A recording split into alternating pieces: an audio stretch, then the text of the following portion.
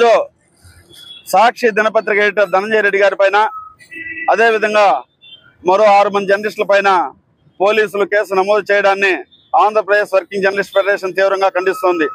ప్రజాస్వామ్యంలో జర్నలిస్టులను కేసులు పెట్టి బెదిరించడం అనేది ఫస్ట్ మానుకోవాలి.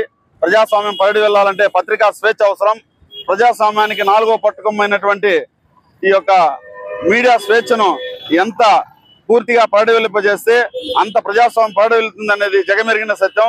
అదేవిధంగా అట్లా కాకుండా ప్రజాస్వామ్యంలో అక్రమ కేసులు జర్నలిస్టుల పైన బనాయించడం, వాళ్ళని భయభ్రాంతులకు గురి చేయడం అనేది శోచనీయమైనటువంటి అంశం. పోలీసులు బేషరతుగా వెంటనే ఈ యొక్క కేసులను ఉపసంహరించుకోవాలి.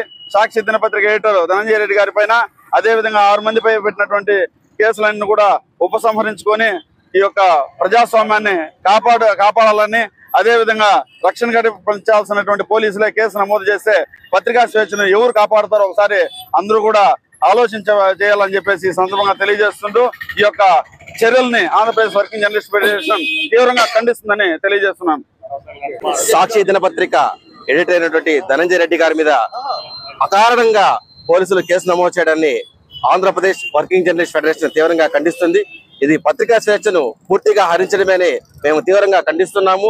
ఇలాంటి పరిస్థితి పునరావృతమైతే జర్నలిస్ట్ ఆధ్వర్యంలో మహా ఉద్యమానికి కూడా ఆంధ్రప్రదేశ్ వర్కింగ్ జర్నలిస్ట్ సిద్ధంగా ఉంటుందని కూడా తెలియజేస్తున్నాము.